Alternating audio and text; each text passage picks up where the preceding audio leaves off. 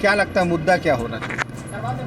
मुद्दा तो होना चाहिए कि विकास के हम लोग चाहते हैं कि विकास का काम हो जो कि सबके हक में फ़ायदा हो। अपने क्षेत्र के विकास को लेकर के अब तक आपका क्या नज़रिया रहा है? कहाँ तक पहुँचा है आपका क्षेत्र? देखिए, अभी तो हम चुनाव लड़ रहे हैं, लेकिन हमारे पास एक फुल प्रूफ प्लान है कि हम कैसे हॉस्पिटल, शिक्षा हाल ही में बहुत ऐसा भी है जो जीत जाते हैं बाकी गांव में जाते नहीं हैं।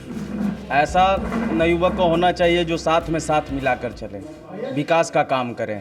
जैसे घोसी में बहुत सा विकास अभी पड़ा हुआ है। दीपक जी युवा है, नई नई राजनीति पार्टी है, पहला मेरे ख्याल से चुनाव होगा आपका।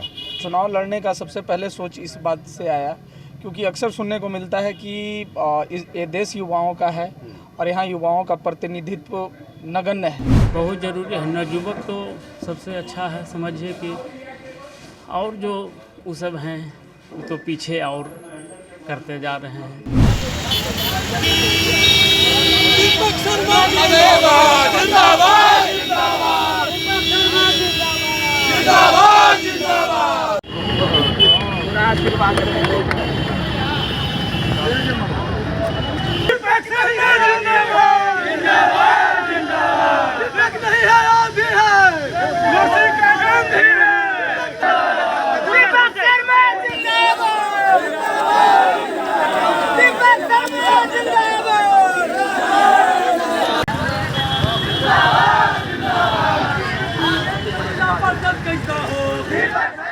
नमस्कार, मेरा नाम कुमार गौतम है और आप देख रहे हैं आदर्श समाचार।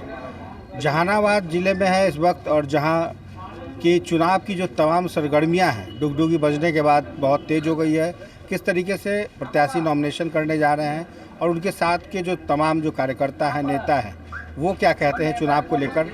आइए सबसे पहले हम जानते हैं कुछ लोगों से, क्या लगता है मुद्दा क्या होना चाहिए?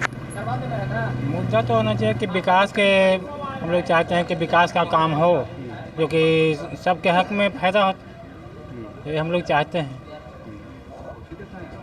और विकास के अलावा विकास के अलावा शिक्षा के प्रति है कि जो शिक्षा में जो भी लचर पचर है उसका दुरुस्त हो जाए कि जो कि बच्चा का लाइफ आगे बढ़ सके।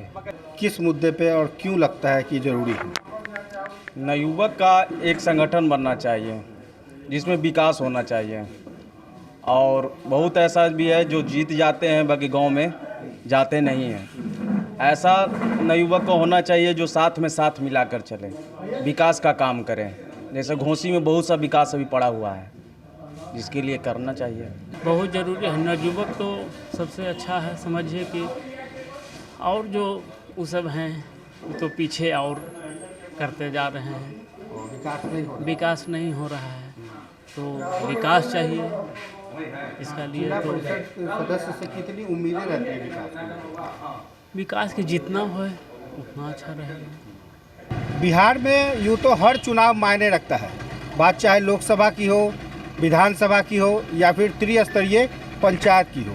जिला परिषद के प्रत्याशी हैं दीपक कुमार शर्मा, जहानाबाद के घोसी भाग 1 के।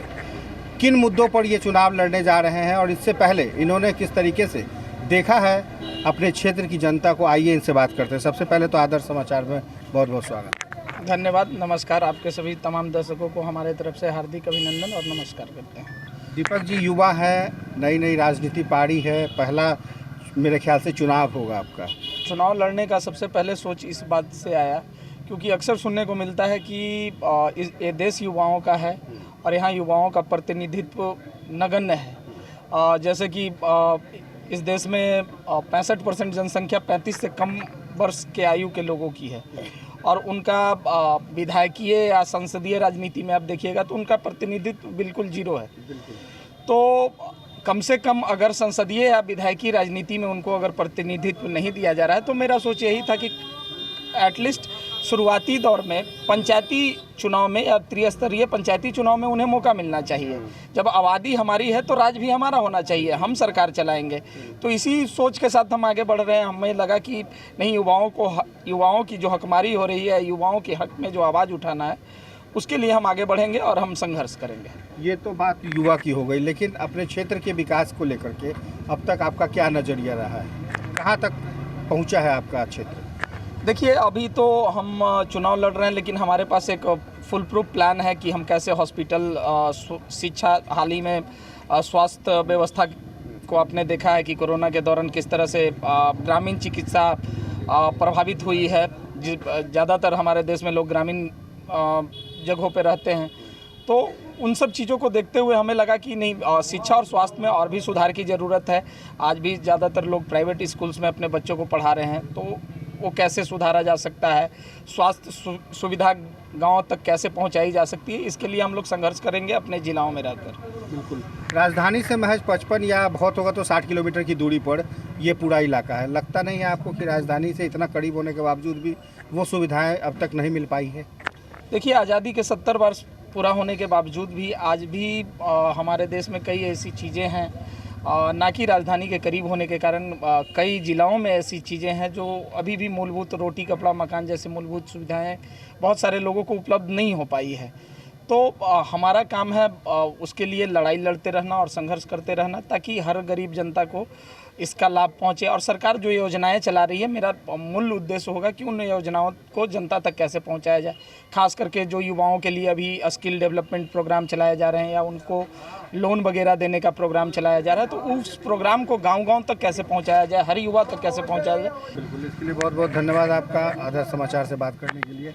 धन्यवाद, नमस्कार। आपके सभी तमाम दर्शकों को हार्दिक बधाई एवं धन्यवाद। बिल्कुल, तो देखा आपने, दीपक कुमार शर्मा नॉमिनेशन करने जा रहे हैं। इन्होंने जिस मुद्दे को उजागर किया या जिस मुद्दे पर ये चुनाव लड़ने जा रहे हैं, नॉमिनेशन के बाद भी इनसे पूछेंगे कि क्या उन मुद्दों को याद रखते हैं या नहीं। सहयोगी राकेश के साथ कुमार गौतम, जहानाबाद।